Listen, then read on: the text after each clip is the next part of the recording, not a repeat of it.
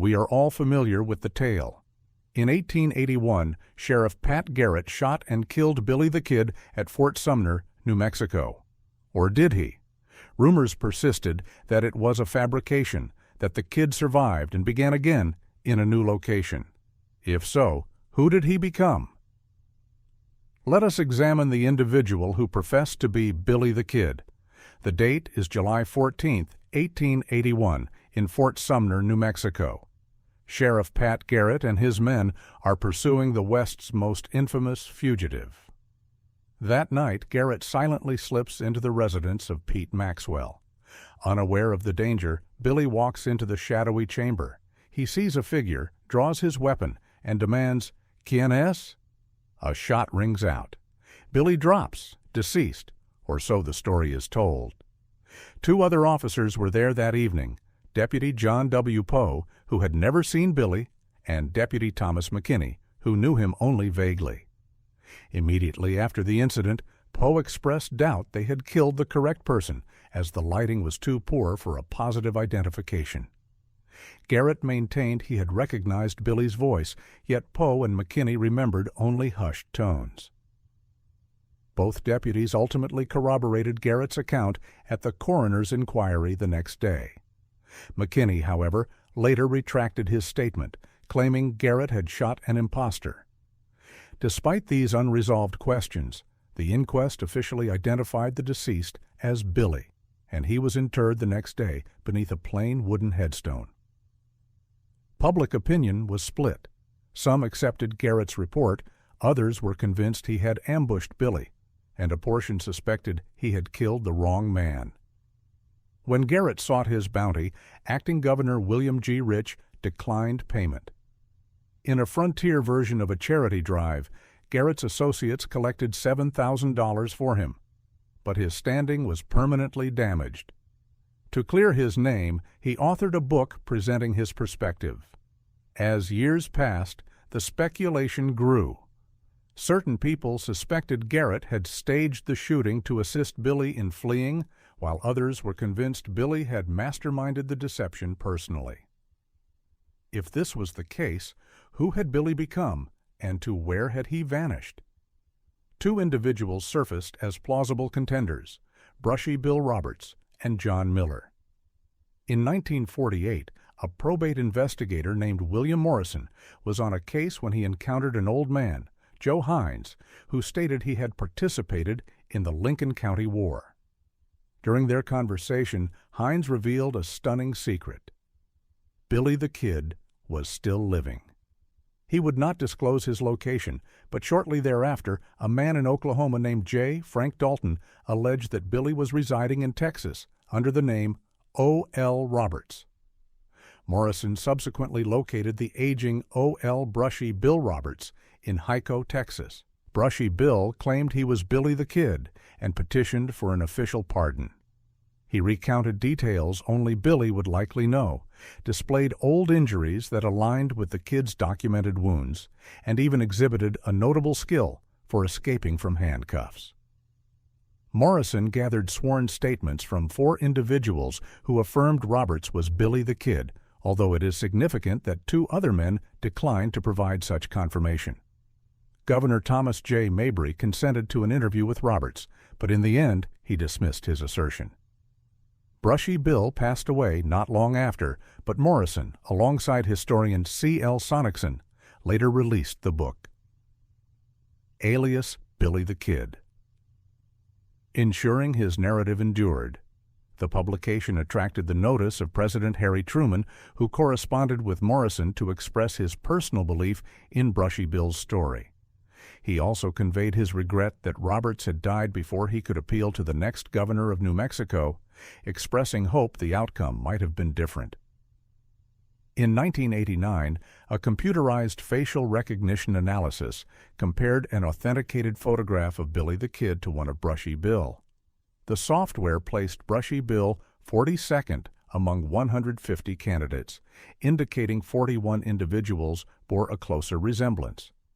However, a subsequent 1990 study, which adjusted for facial angle and utilized FBI, CIA, and Interpol programs, determined a 93% correlation between Billy's confirmed image and a photograph of Brushy Bill at age 71. Brushy Bill consistently maintained his birth date was December 31, 1859. Yet his niece later stated his birthday was listed in a family Bible as August 26, 1879. He was also unable to read or write and possessed only a modest command of Spanish, whereas Billy the Kid was literate in English and spoke Spanish with fluency. In contrast to Brushy Bill, John Miller never pursued public recognition. His documented history begins on August 8, 1881, the very month following Billy's alleged demise, when he wed a Mexican woman named Isadora in Las Vegas, New Mexico. During the ceremony, he appeared noticeably frail from a recent gunshot injury to his chest. Following their marriage, the pair moved to the Camado region, where he found employment as a ranch cook until his volatile nature prompted him to aim his weapon at a fellow worker. Although the incident resulted in no injuries, John was dismissed from his position, forcing him and Isadora to relocate once more. They eventually settled near Ojo Pescado, a locale later known as Miller's Canyon.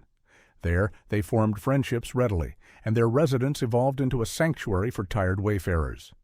Some of these visitors were harmless migrants, while others were outlawed horse thieves. Many observers noted that although John was invariably amiable, he perpetually wore a holstered pistol, maintained a loaded rifle near the entrance, and appeared to be in a constant state of vigilance. He would often demonstrate his marksmanship, recount tales of the Lincoln County War with the detail of a participant, and regularly reveal a collection of old gunshot scars. At times, when inebriated, he would declare himself to be Billy the Kid, but upon regaining sobriety, he would invariably recant. Isadora, however, would confide in her companions that her husband and the infamous outlaw were the same man. The couple also possessed a secured trunk, which they forbade anyone from ever opening. By the 1890s, John and Isadora had taken in a Navajo boy named Max. When cattle thieves conducted raids in their vicinity, John negotiated an agreement with them, leading to the return of the pilfered animals. Nevertheless, by 1918, severe drought and difficult circumstances compelled the family to move to Arizona, where Isadora met a tragic end in a residential fire. John's physical condition declined, and in 1937 he was admitted to the Arizona Pioneer Home. He was said to have written correspondence expressing a wish to clarify the truth of his past, but he died in November 1937 before disclosing any confidences. After his passing, his trunk was sent to New Mexico in an effort to locate a living heir.